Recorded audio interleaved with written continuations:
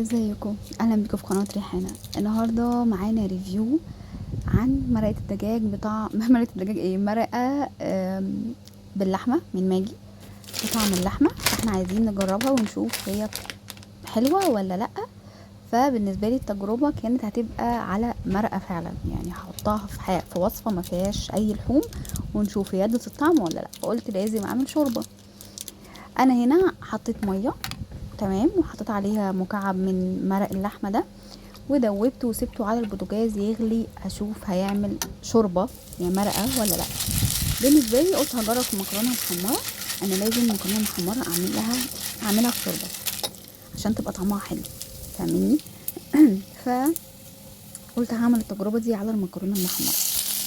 هنا عادي حمرت المكرونه ونزلت عليها طماطمايه تديها طعم حلو، وكانت الشوربه عندي اهي غليت تمام، ولونها كان حلو وطعمها بصراحه كان حلو.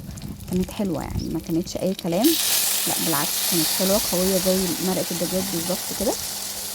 فكانت لطيفه. فبالنسبه لي التجربه كانت حلوه جدا وعجبتني، وجربوها مش هتندموا. مزنوقين بقى في مرقه تعملوا كده هتبقى حلوه جدا.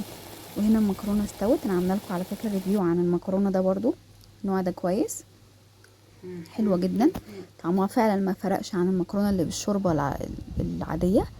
فجربوا مرقه اللحمه دي هتعجبكم جدا جدا جدا في اي وصفه ما تكونش فيها لحوم او عايزين تطعموا اكتر بطعم اللحمه.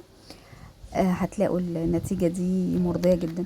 طبعا سعرها زي مرقه الدجاج عادي جدا وبس. يا رب الريفيو يكون عجبكم.